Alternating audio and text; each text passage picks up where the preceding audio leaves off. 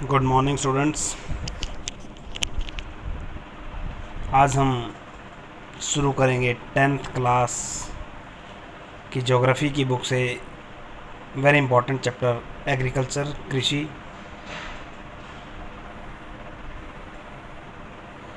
कहते हैं agriculture is the most important role play in our economic conditions. हमारी जो आर्थिक स्थिति है उसके अंदर एग्रीकल्चर का बड़ा महत्वपूर्ण रोल है। कहते हैं हज़ारों वर्षों से हमारा देश कृषि प्रधान देश रहा है। आज भी लगभग 70% लोग कृषि पर डिपेंड हैं। कहते हैं कृषि की दृष्टि से भारत एक महत्वपूर्ण देश है। इसकी 2/3 जनसंख्या कृषि कार्यों में संलग्न है। कृषि एक प्राथमिक क्रिया है जो हमारे लिए अधिकांश खाद्यान्न उत्पन्न करती है।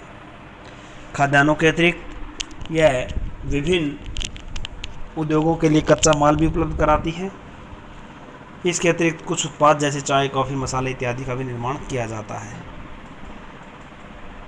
कहते हैं कृषि हमारे देश की प्राचीनतम आर्थिक क्रियाओं में, जो कृषि के टाइप्स की बात करेंगे, now the types of agriculture, कृषि के प्रकार। पिछले हज़ारों वर्षों के दौरान भौतिक, पर्यावरण, प्रौद्योगिकी और सामाजिक सांस्कृतिक रीति रिवाजों के अनुसार खेती करने की विधियों में सार्थक परिवर्तन हुए हैं। जीवन निर्वाह खेती से लेकर वाणिज्य खेती तक कृषि के अनेक प्रकार हैं। वर्तमान समय में भारत के विभिन्न भागों में निम्नलिखित प्रकार के कृषि तंत्र अपनाए गए हैं।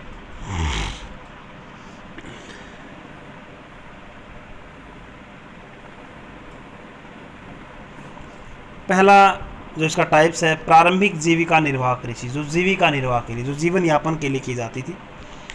इस प्रकार की कृषि भारत के कुछ भागों में अभी भी की जाती है। प्रारंभिक जीविका निर्वाह कृषि भूमि के छोटे टुकड़ों पर आदिम कृषि औजारों जैसे लकड़ी के हल, डाव और खुदाई करने वाली छड़ी परिवार अथवा समुदाय श्रम की मदद से की जाती हो। इस प्रकार की कृषि प्राय मानसून, मृदा की प्राकृतिक उर्वरता और फसल उगाने के लिए अन्य पर्यावरणीय परिस्थितियों के उपयुक्तता पर निर्भर करती है। यह कर्तन दहन प्रणाली कृषि है। Slash and burn, very important question, 2 number के लिए मोस्टली रिपीट होता रहता है क्वेश्चन। कर्तन दहन प्रणाली स्लैश एंड बर्न कृषि कैसी है? किसान जमीन के टुकड़े साफ करके उन पर अपने परिवार के भरण पोषण के लिए अनाज व अन्य फसल उगाते हैं। जब मृदा की उर्वरता कम हो जाती है, उर्वरता मीन्स उपजाऊ शक्ति कम हो जाती है, तो किसान उस भूमि के टुकड़े से स्थानांतरित हो जाते हैं, मीन्स उसको छोड़कर दूसरी जगह चले जाते हैं और कृषि के लिए भूमि का दूसरा टुकड़ा साफ करते हैं। कृषि के इस प्रकार के स्थानांतरण से प्राकृतिक प्रक्रियाओं द्वारा मिट्टी की उर्वरता शक्ति बढ़ जाती है, क्योंकि किसान उर्वरक अथवा अन्य आधुनिक तकनीकों का प्रयोग नहीं करते, इसलिए इस प्रकार की कृषि में उत्पादकता कम होती है। देश के विभिन्न भागों में इस प्रकार की कृषि को विभिन्न नामों से जाना जाता है। वेरी इंपॉर्टेंट क्वेश्चन, एक नंबर के लिए बड़े महत्वपूर्ण क्वेश्चन है। कई बार कंपटीशन टेस्ट के लिए भी इंपॉर्टेंट होते हैं यहाँ से क्वेश्चन। उत्तर पूर्वी राज्यों में असम, मेघालय, मिजोरम और नागालैंड में इसे झूम कहा जाता है। झूम की खेती, कई बार क्वेश्चन भी आता है झूम की खेती, वही स्थान बदल कर बोना। मणिपुर में पामलू कहा जाता है इसे। छत्तीसगढ़ के बस्तर जिले में और अंडमान निकोबार द्वीप समूह से दीपा कहा जाता है। झूम कर्तन दहन प्रणाली है। स्लैश और बर्न इसे ही कहा जाता है। कृषि को मैक्सिको और मध्य अमेरिका में मिल्पा, वेनेजुएला में कोनुको, ब्राज़ील में रोका, मध्य अफ्रीका में मसोले, इंडोनेशिया में लद्दांग, वियतनाम में रे के नाम से जाना जाता है इसे।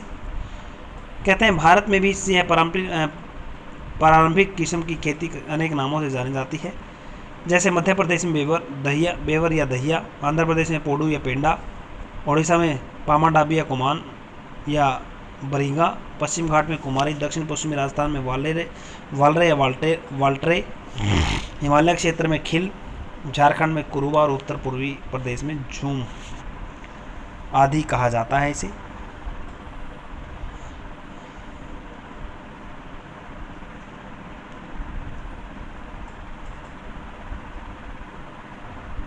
और दिए हुए रिंझा असम में डिफू के बाहरी क्षेत्र के अपने परिवार के साथ एक कहानी बताई किसी की।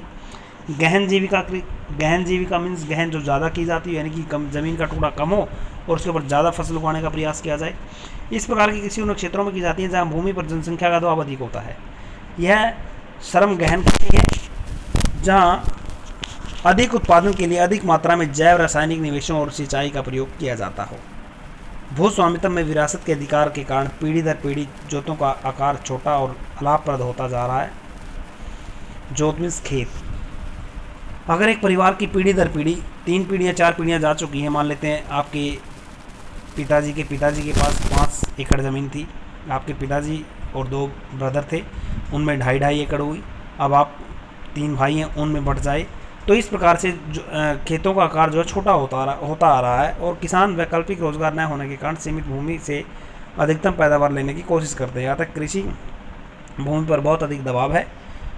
इस प्रकार की कृषि के मुख्य लक्षण आधुनिक विनिवेशों और अधिक पैदावार देने वाले बीजों, रासायनिक उर्वरकों और कीटनाशकों के प्रयोग से उच्च पैदावार प्राप्त करना होता है। कृषि के वाणिज्यिकरण का स्तर विभिन्न प्रदेशों में अलग अलग होता है। उदाहरण के लिए हरियाणा और पंजाब में चावल वाणिज्य की एक फसल है, परंतु उड़ीसा में यह एक जीविका फसल है। रोपण कृषि भी इसी प्रकार की वाणिज्य खेती है। इस प्रकार की खेती में लंबे चौड़े क्षेत्र में एक ही फसल बोई जाती है। रोपण कृषि उद्योग और कृषि के बीच एक अंतरापृष्ठ है। रोपण कृषि व्यापक क्षेत्र में की जाती है जो अत्यधिक पूंजी और श्रमिकों की सहायता से की जाती है। इससे प्राप्त सारा उत्पादन उद्योग में कच्चे माल के रूप में प्रयोग किया जाता है। भारत में चाय, कॉफ़ी, रबड़, गन्ना, केला इत्यादि महत्वपूर्ण रोपण फसलें। वेरी इंपॉर्टेंट क्वेश्चन, कई बार क्वेश्चन आता है। रोपण फसल के 4 एग्जाम्पल लिखें 2 नंबर के लिए। असम और उत्तरी बंगाल में चाय, कर्नाटक में कॉफ़ी वहाँ की मुख्य रोपण फसलें हैं। क्योंकि रोपण कृषि में उत्पादन बिक्री के लिए होता है, बिक्री के लिए यानी बेचने के लिए किया जाता है, इसलिए इसके लिए विकास में परिवहन और संचार साधनों से संबंधित उद्योग और बाजार महत्वपूर्ण योगदान देता है। शस्य प्रारूप, आपने भारत की भौतिक विविधता और संस्कृतियों की बहुलता के संबंध में अध्ययन किया है। ये देश में कृषि पद्धतियों की शस्य प्रारूपों को प्रतिबिंबित होता है। इसलिए देश में बोई जाने वाली फसलों में अनेक प्रकार की खाद्यान्न और रेशे वाली फसलें, सब्जियां, फल, मसाले इत्यादि शामिल हैं। भारत में 3 शस्य ऋतुएं, 3 प्रकार की ऋतुएं हैं भारत में, रबी, खरीफ और जायद। रबी फसलों को शीत ऋतु में अक्टूबर से दिसंबर के मध्य बोया जाता है और ग्रीष्म ऋतु अप्रैल से जून तक काट लिया जाता है। गेहूँ, जौ, मटर, चना और सरसों आदि कुछ रबी की फसलें हैं। यद्यपि ये फसलें देश के विस्तृत भाग में बोई जाती हैं। उत्तर और उत्तरी पश्चिमी राज्य जैसे पंजाब, हरियाणा, हिमाचल प्रदेश, जम्मू कश्मीर, उत्तराखंड, उत्तर प्रदेश गेहूँ और अन्य रबी फसलों के उत्पादन के लिए महत्वपूर्ण राज्य हैं। शीत ऋतु में शीतोष्ण पश्चिमी इक्षुओं से होने वाली वर्षा इन फसलों के लिए अधिक उत्पादन में सहायक होती है। पंजाब, हरियाणा, पश्चिम उत्तर प्रदेश और राजस्थान के कुछ भागों में हरित क्रांति की सफलता भी उपयुक्त रबी की फसलों की वृद्धि में एक महत्वपूर्ण कारक रहा है। खरीफ फसलें देश के विभिन्न क्षेत्रों में मानसून के आगमन के साथ बोई जाती हैं और सितंबर अक्टूबर तक काट ली जाती हैं। इस ऋतु में बोई जाने वाली प्रमुख फसलें चावल, मक्का, ज्वार, बाजरा, तुर, मूंग, उड़द, कपास, जूट, मूंगफली और सोयाबीन शामिल हैं। चावल की खेती मुख्य रूप से असम, पश्चिम बंगाल, उड़ीसा, आंध्र प्रदेश, तेलंगाना, तमिलनाडु, केरल और महाराष्ट्र, विशेषकर कोंकण तटीय क्षेत्रों, उत्तर प्रदेश और बिहार में की जाती है। पिछले कुछ वर्षों में चावल पंजाब और हरियाणा में बोई जाने वाली प्रमुख फसल बन गई है। असम, पश्चिम बंगाल और उड़ीसा में धान की 3 फसलें हैं, आस, अमन और बोरो। वेरी इंपॉर्टेंट क्वेश्चन है, ध्यान रखना, कई बार पूछ लेते हैं। आस, अमन और बोरो किस क्षेत्र में बोई जाने वाली फसलें? असम, पश्चिम बंगाल और उड़ीसा में। रबी और खरीफ फसल ऋतुओं के बीच ग्रीष्म ऋतु में बोई जाने वाली फसल को जायद फसल कहते हैं, यानी कि जब गेहूं काट ली जाए, जीरी की बिजाई की जाए, इसके बीच का जो समय बचता है ना, उस समय जो फसल उगाई जाती है उन्हें जायद की फसल कहा जाता है। जायद ऋतु में कौन सी फसलें होती हैं? जिससे तरबूज, खरबूजे, खीरे, सब्जी, हरे सब्जियां, चारे की फसलों की खेती की जाती है। गन्ने की फसल को तैयार होने में लगभग 1 वर्ष का समय लग जाता है। मुख्य फसलें, मिट्टी, जलवायु और कृषि पद्धति में अंतर होने के कारण देश के विभिन्न क्षेत्रों में अनेक प्रकार की खाद्य और अखाद्य फसलें उगाई जाती हैं। भारत में उगाई जाने वाली प्रमुख फसलें चावल, गेहूं, मोटे अनाज, दालें, चाय, कॉफ़ी, गन्ना, तिलहन, कपास और जूट है। चावल के बारे में अगर बात करें, वेरी इंपॉर्टेंट क्वेश्चन, यहाँ से एक ऐसे टाइप क्वेश्चन आता है आपके लिए स्टूडेंट, किसी भी एक फसल के बारे में मोस्टली हर बार आना ही आना है। 3-4 जो कोड आते हैं आपके 10th क्लास में, हरियाणा बोर्ड या CBSE, एक क्वेश्चन आता है इन फसलों के ऊपर। हमारा देश चीन के बाद दूसरा सबसे बड़ा चावल उत्पादक राज्य है। ये दिखाया गया, देखिए प्रमुख क्षेत्र, जहाँ ग्रीन कलर है यहाँ सबसे ज़्यादा चावल होता है, जहाँ वाइट सा है थोड़ा सा, यहाँ गोंड यहाँ कम होता है। उत्पादक देश हमारा देश चीन के बाद दूसरे नंबर पर चावल का उत्पादक देश है। एक खरीफ की फसल है जिसे उगाने के लिए उत्तम तापमान 25 डिग्री सेल्सियस से ऊपर और अधिक आर्द्रता 100 सेंटीमीटर से अधिक वर्षा की आवश्यकता होती है। कम वर्षा वाले क्षेत्र में सिंचाई करके इसे उगाया जा सकता है। चावल उत्तर पूर्वी मैदानी तटीय क्षेत्रों और डेल्टाई प्रदेशों में उगाया जाता है। नहरों के जाल और नलकूपों की सघनता के कारण पंजाब, हरियाणा, पश्चिम उत्तर प्रदेश, राजस्थान में कुछ कम वर्षा वाले क्षेत्रों में चावल की फसल उगाई जाती है। गेहूँ भारत की दूसरी सबसे महत्वपूर्ण खाद्यान्न फसल है। उत्तर पश्चिमी भागों में पैदा की जाती है। रबी की फसल होने के कारण रबी की फसल को उगाने के लिए शीत ऋतु और पकने के समय खिली धूप की आवश्यकता होती है। इसे उगाने के समय के लिए समान रूप से वितरित 50 से 75 सेंटीमीटर वर्षा की आवश्यकता होती है। देश में गेहूं उगाने वाले दो मुख्य क्षेत्र हैं। उत्तर पश्चिम में गंगा सतलुज का मैदान और दक्कन का काली मिट्टी वाला प्रदेश। पंजाब, हरियाणा, उत्तर प्रदेश, मध्य प्रदेश, बिहार और राजस्थान के कुछ भाग गेहूं पैदा करने वाले मुख्य राज्य हैं। मोटे अनाज जवार, बाजरा, रागी भारत में उगाए जाने वाले मुख्य मोटे अनाज हैं। यद्यपि इन्हें मोटे अनाज इसलिए कहा जाता है परंतु इसमें पोषक तत्वों की मात्रा अधिक होती है। उदाहरणतः रागी में प्रचुर मात्रा में लोहा, कैल्शियम, शुष्क पोषक और भूसी मिलती है। क्षेत्रफल और उत्पादन की दृष्टि से जवार देश की तीसरी महत्वपूर्ण खाद्य फसल है। यह फसल वर्षा पर निर्भर होती है। अधिकतर आर्द्र क्षेत्रों में उगाए जाने के कारण इसके लिए सिंचाई की आवश्यकता नहीं होती। इसके प्रमुख उत्पादक राज्य महाराष्ट्र, कर्नाटक, आंध्र प्रदेश और मध्य प्रदेश हैं। बाजरा यह बलुआ और उत्तरी काली मिट्टी पर उगाया जाता है। राजस्थान, उत्तर प्रदेश, महाराष्ट्र, गुजरात, हरियाणा इसके प्रमुख उत्पादक राज्य हैं। रागी शुष्क प्रदेशों की फसल है। यह लाल, काली, बलुआ, दोमट और उथली काली मिट्टी में अच्छी तरह उगाई जाती है। रागी प्रमुख क्षेत्र कर्नाटक, हिमाचल प्रदेश, उत्तराखंड, सिक्किम, झारखंड और अरुणाचल प्रदेश है। मक्का यह एक ऐसी फसल है जो खाद्यान्न व चारा दोनों के रूप में काम होती है। यह खरीफ की फसल है। ये दिखाया गया, देखिए इसमें गेहूं के बारे में दिखाया गया। गेहूं प्रमुख क्षेत्र जहाँ ये डार्क रेड सा है, ये जहाँ ज़्यादा होती है, जहाँ लाइट है वहाँ गौण क्षेत्र है गेहूं का, जो 21 डिग्री सेल्सियस से 27 डिग्री सेल्सियस तापमान में और पुरानी जलोढ़ मिट्टी पर अच्छी प्रकार से उगाई जाती है। बिहार जैसे कुछ राज्यों में मक्का रबी की ऋतु में उगाए जाते हैं परंतु प्रौद्योगिकी निवेश और उच्च पैदावार वाले बीजों और सिंचाई के उपयोग मक्का का उत्पादन बढ़ा है। कर्नाटक, मध्य प्रदेश, उत्तर प्रदेश, बिहार, आंध्र प्रदेश, तेलंगाना मक्का के मुख्य उत्पादक राज्य हैं। दालें भारत विश्व में दालों का सबसे बड़ा उत्पादक तथा उपभोक्ता है। 1 नंबर के लिए क्वेश्चन है भाई। दालें सबसे ज़्यादा भारत में होती हैं। भारत में शाकाहारी खाने में दालें सबसे अधिक प्रोटीनदायक होती हैं। तुर, उड़द, मसूर, मटर, चना भारत की प्रमुख दलहनी फसलें हैं। क्या आप बता सकते हैं कि इनमें से कौन सी दालें खरीफ में और कौन सी दालें रबी में उगाई जाती हैं? दालों को कम नमी की आवश्यकता होती है और इन्हें शुष्क परिस्थितियों में भी उगाया जाता है। फलीदार फसलें होने के कारण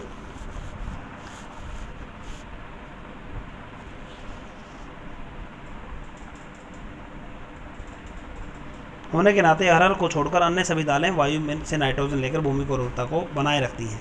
अतः इन फसलों को आमतौर पर अन्य फसलों के आवर्तन में बोया जाता है और रोटेटिंग क्षेत्र में रोटेटिंग में एक फसल काटी तो दूसरी बोने के बीच में जो समय उसमें उगा लिया जाता है। भारत में मध्य प्रदेश, राजस्थान, महाराष्ट्र, उत्तर प्रदेश और कर्नाटक दाल के प्रमुख उत्पादक राज्य हैं। खाद्यान्नों के अलावा अन्य खाद्य फसलें कौन सी? गन्ना एक उष्ण और उपोष्ण कटिबंधीय फसल है। ये फसल 21 डिग्री सेल्सियस 27 डिग्री तापमान और 75 से 100 सेंटीमीटर वार्षिक वर्षा वाला उष्ण और आर्द्र जलवायु में बोई जाती है। कम वर्षा वाले प्रदेशों में सिंचाई के साथ से उगाया जा सकता है। इसे अनेक मिट्टियों में उगाया जाता है तथा इसके लिए बुआई से लेकर कटाई तक का काफ़ी शारीरिक श्रम की आवश्यकता होती है। ब्राज़ील के बाद भारत गन्ने का दूसरा सबसे बड़ा उत्पादक देश है। सबसे ज़्यादा गन्ना कहाँ होता है, किस देश में होता है विश्व में? ब्राज़ील में। यह चीनी, गुड़, खांडसारी और सीरा बनाने में काम आता है। उत्तर प्रदेश, महाराष्ट्र, कर्नाटक, तमिलनाडु, आंध्र प्रदेश, तेलंगाना, बिहार, पंजाब और हरियाणा गन्ना के मुख्य उत्पादक राज्य हैं। तिलहन 2016 में भारत विश्व में चीन के बाद दूसरा बड़ा तिलहन उत्पादक देश है।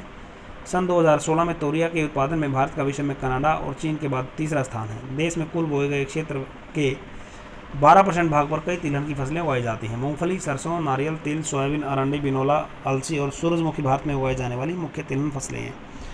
इनमें से अधिकतर खाद्य हैं और खाना बनाने में प्रयोग किए जाते हैं, परंतु इनमें से कुछ तेल के बीजों को साबुन, प्रसाधन और उपटन उद्योग में कच्चे माल के रूप में प्रयोग किया जाता है।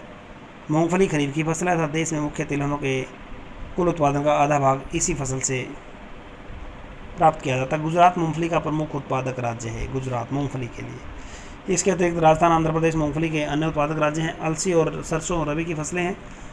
तिल उत्तरी भारत में खरीफ की फसल और दक्षिण भारत में रबी की फसल है। ध्यान रखना भाई, ये 3 ऋतुएं हैं हमारे भारत में जो फसलों को बांटा गया है। रबी, खरीफ और सस्य जायद कह लें। रबी, खरीफ और जायद। अरंडी खरीफ और रबी दोनों की फसल ऋतु में बोया जाता है। चाय की खेती रोपण कृषि का एक उदाहरण है। यह एक महत्वपूर्ण पेय पदार्थ है जिसे शुरुआत में अंग्रेज भारत में लेकर आए थे। आज अधिकतर चाय बागानों के मालिक भारतीय हैं। चाय का पौधा उष्ण और कटिबंधीय जलवायु, ह्यूमस और जीवांशम युक्त गहरी मिट्टी और सुगम जल वाली निकास वाले ढलवां क्षेत्रों में भली भांति उगाया जाता है। चाय की झाड़ियों को उगाने के लिए वर्ष भर कोशन, नम और पाला रहित जलवायु की आवश्यकता होती है। वर्ष भर समान रूप से होने वाली वर्षा की बौछारें इसकी कोमल पत्तियों के विकास की सहायक होती हैं। चाय एक श्रम सघन उद्योग है। इसके लिए प्रचुर मात्रा में सस्ता और कुशल श्रम चाहिए। इसकी ताजगी बनाए रखने के लिए चाय की पत्तियां बागान में संसाधित की जाती हैं। चाय की मुख्य उत्पादक क्षेत्रों में असम, पश्चिम बंगाल में दार्जिलिंग और जलपाईगुड़ी जिलों की पहाड़ियाँ, तमिलनाडु और केरल हैं। इसके अलावा हिमाचल प्रदेश, उत्तराखंड, मेघालय, आंध्र प्रदेश, त्रिपुरा आदि राज्यों में भी चाय उगाई जाती है। 2016 में भारत विश्व में चीन के बाद दूसरा बड़ा चाय उत्पादक राज्य था। कॉफ़ी।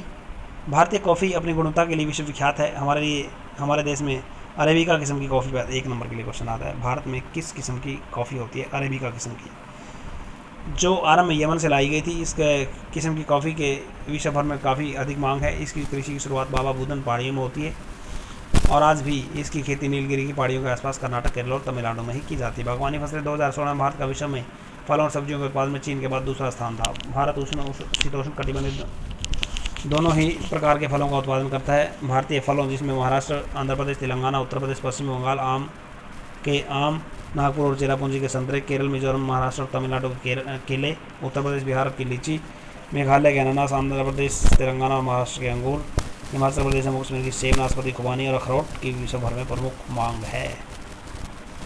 भारत का मटर, फूलगोभी, प्याज, बंद-गोभी, टमाटर, बैंगन और आलू उत्पादन में प्रमुख स्थान है। अब आती है अखाद्य फसलें, जो खाने के योग्य नहीं, जो खाने के काम में नहीं आती। रबड़ भूमध्य क्षेत्र की फसल है, परंतु विशेष परिस्थितियों में उष्ण और उपोष्ण क्षेत्र में उगाए जाते हैं। इसको 200 सेंटीमीटर से अधिक वर्षा और 25 डिग्री सेल्सियस से अधिक तापमान वाले नम और आर्द्र जलवायु की आवश्यकता होती है। रबड़ एक महत्वपूर्ण कच्चा माल है जो उद्योग में प्रयोग होता है। इसके प्रमुख रूप से केरल, तमिलनाडु, कर्नाटक, अंडमान निकोबार द्वीपों और मेघालय के गारो पहाड़ियों में उगाया जाता है। रेशेदार कपास, जूट, सन और प्राकृतिक रेशे भारत में उगाए जाने वाली 4 प्रमुख रेशेदार फसलें हैं। इसमें पहली 3 मिट्टी से उगाई जाती हैं और चौथे रेशम के कीड़े के कोकून से प्राप्त की जाती है, जो मलबरी पेड़ की हरी पत्तियों पर पलता है। रेशम उत्पादन के लिए रेशम के कीड़ों का पालन रेशम उत्पादन कहलाता है, जिसे सेरीकल्चर कहा जाता है। वेरी इंपॉर्टेंट, सेरीकल्चर, रेशम के कीड़ों का पालन सेरीकल्चर है।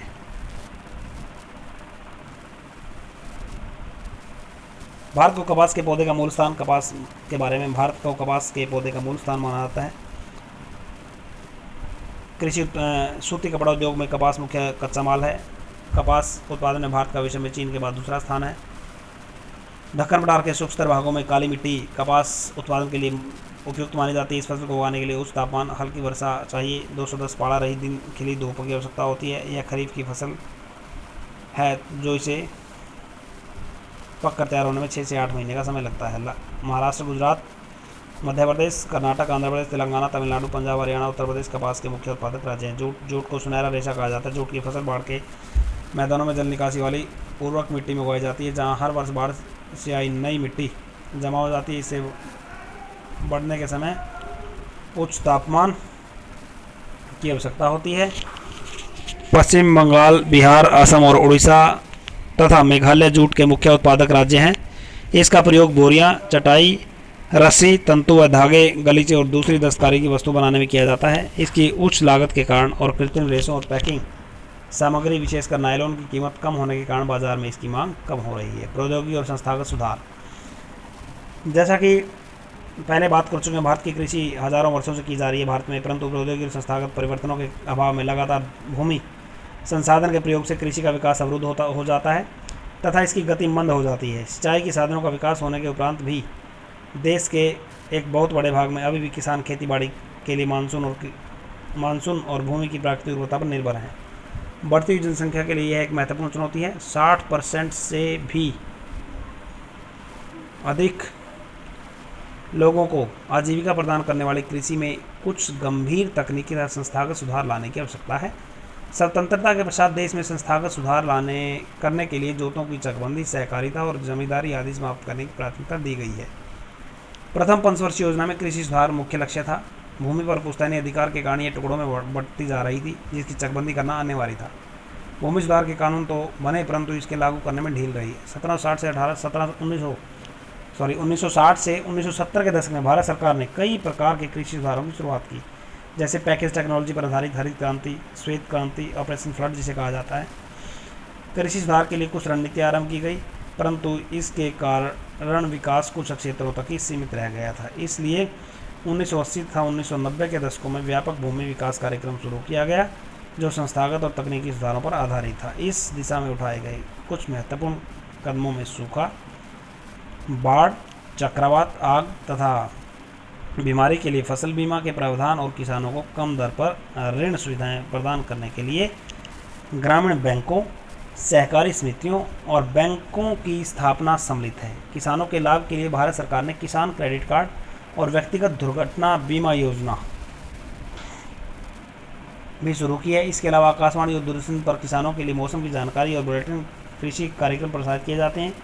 किसानों को बिचौलियों और दलाल के शोषण से बचने के लिए न्यूनतम सहायता मूल्य और कुछ महत्वपूर्ण फसलों के लाभदायक खरीद मूल्यों की सरकार घोषणा करती है।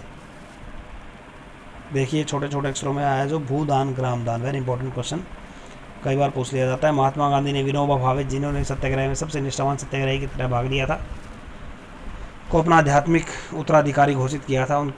उनकी गांधी जी के ग्राम स्वराज अवधारणा में भी गहरी आस्था थी। गांधी जी की शहादत के बाद उनके संदेश को लोगों तक पहुंचाने के लिए विनोबा भावे ने लगभग पूरे देश की पदयात्रा की थी। एक बार जब वे आंध्र प्रदेश के गांव एक पोचनपल्ली में बोल रहे थे तो कुछ भूमिहीन गरीब किसानों ने अपने आर्थिक भरण पोषण के लिए कुछ भूमि मांगी थी। विनोबा भावे ने उनसे तुरंत कोई वादा नहीं किया, परंतु उनको आश्वासन दिया था कि यदि वे सहकारी खेती करें तो वे भारत सरकार से बात करके उनके लिए ज़मीन मुहैया करवाएंगे। वहाँ अचानक श्री रामचंद्र रेड्डी उठ खड़े तो उन्होंने 80 भूमिहीन ग्रामीणों को 80 एकड़ भूमि बांटने की पेशकश कर दी। इन्हें भूदान के नाम से जाना जाता। बाद में विनोबा भावे की यात्राएं की और अपना यह विचार पूरे भारत में फैलाया। कुछ जमींदारों ने जो अनेक गाँव में के मालिक थे, भूमिहीनों को पूरा गांव देने की पेशकश कर दी थी। इसे ग्राम दान कहा गया था। पहले कुछ एकड़ ज़मीन दी गई थी तो उसे भूदान, अब संपूर्ण गांव दान दे दिए गए तो इसे ग्राम दान, गांव के बारे में कहा, गांव के गांव दान दे दिए गए थे। और भूदान ग्राम दान आंदोलन को रक्तहीन क्रांति कहा जाता है, यानी कि इसमें कोई ब्लड सेड नहीं हुआ था। कृषि की राष्ट्रीय अर्थव्यवस्था, रोजगार और उत्पादन में योगदान। कृषि भारतीय अर्थव्यवस्था की रीढ़ की हड्डी मानी जाती है। सकल घरेलू उत्पाद में कृषि के योगदान का अनुपात 1951 से लेकर घटने के उपरांत भी 2010-11 के देश की लगभग 52% जनसंख्या के लिए रोजगार और आजीविका का साधन थी। कृषि का सकल घरेलू उत्पाद में घटता अंश गंभीर चिंता का विषय है, क्योंकि कृषि में किसी प्रकार की गिरावट और प्रतिरोध अर्थव्यवस्था के अन्य क्षेत्रों में गिरावट लाएंगे, जो समाज के लिए व्यापक नीतिहार्थ हों। कृषि के महत्व को समझते हुए भारत सरकार ने इसके आधुनिकीकरण के लिए भरसक प्रयास किए हैं। भारतीय कृषि में सुधार के लिए भारतीय कृषि अनुसंधान परिषद और कृषि विश्वविद्यालयों की स्थापना की है। पशु चिकित्सक सेवाएं और पशु प्रजनन केंद्र की स्थापना, बागवानी विकास, मौसम के पूर्वानुमान के क्षेत्र में अनुसंधान और विकास को वरीयता दी गई है।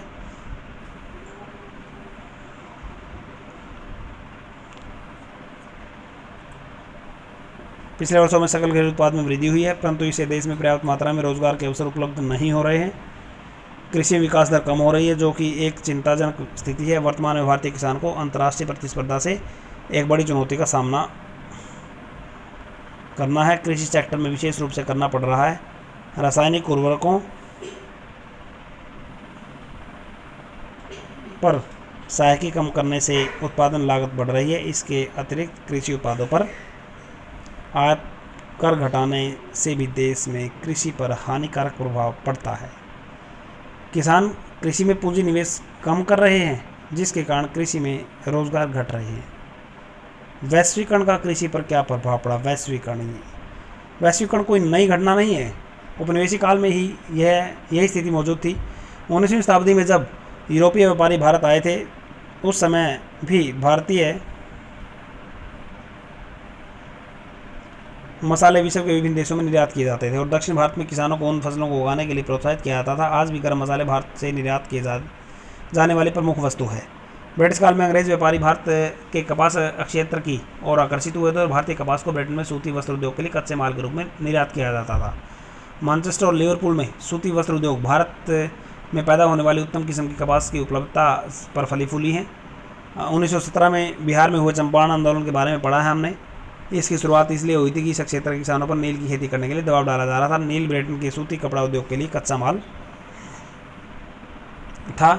ये किसान इसलिए भड़के क्योंकि उन्हें अपने उपभोग के लिए अनाज उगाने से मना कर दिया गया और 1990 के बाद वैश्वीकरण के तहत भारतीय किसानों को एक नई चुनौती का सामना करना पड़ रहा है। चावल, कपास, रबड़, चाय, कॉफ़ी, जूट और मसालों का उत्पादन होने के बावजूद भारतीय कृषि विश्व के विकसित देशों में स्पर्धा करने में असमर्थ है क्योंकि उन देशों में कृषि को अत्यधिक सहायकी दी जाती है। आज भी भारतीय कृषि दोहराए पर है। भारतीय कृषि को सक्षम और लाभदायक बनाना है और सीमांत और छोटे किसानों को स्थिति सुधारने पर जोर देना है। हरित क्रांति में लंबा चौड़ा वायदा किया परंतु आज यह कई विवादों से घिरी है। यह आरोप लगाया जाता है कि हरित क्रांति के दौरान रसायनों के अधिक प्रयोग, जल वृत्तों के सूखने और जैव विविधता विलुप्त होने के कारण भूमि का निम्नीकरण हुआ है। आज जिन क्रांति यानी कि मशीनी क्रांति की बात कर रहे हैं, संकेत शब्द है जिसमें जेनेटिक इंजीनियरिंग सम्मिलित है।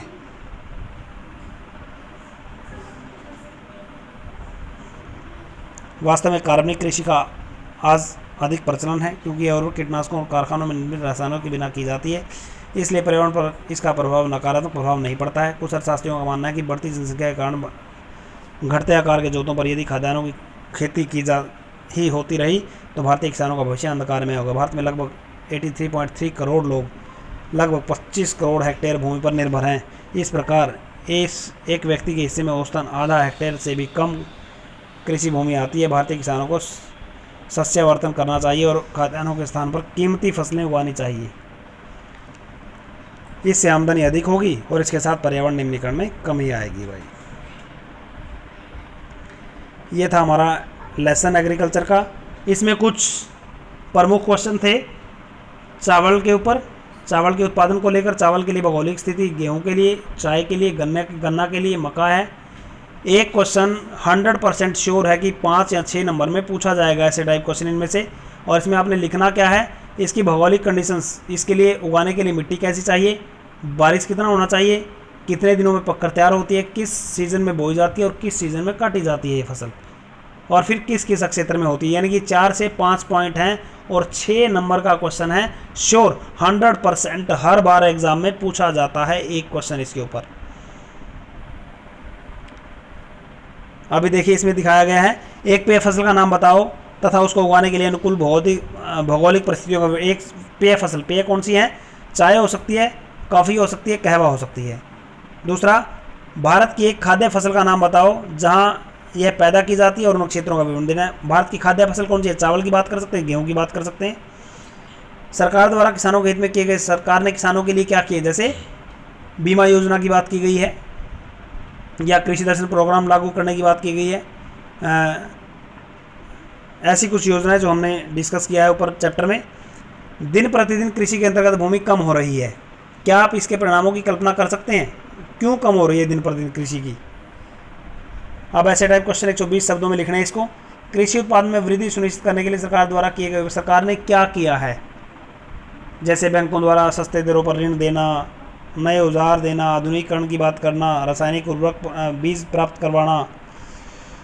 भारतीय कृषि पर वैश्वीकरण के क्या प्रभाव पड़े, विश्व वैश्वीकरण के क्या प्रभाव पड़े, या चावल की खेती के लिए उपयोग भौगोलिक परिस्थिति चावल की है तो गेहूं हो सकता है, चाय हो सकती है। यहाँ एक क्वेश्चन श्योर 100% पूछा जाना है। ये था हमारा कृषि एग्रीकल्चर का लेसन। उम्मीद करता हूँ इस लेसन में जो इम्पोर्टेंट क्वेश्चन रहे मैंने वो डिस्कस किए हैं, इसमें समझाने की कोशिश की है। उम्मीद करता हूँ आप लोगों को समझ में आएंगे। धन्यवाद।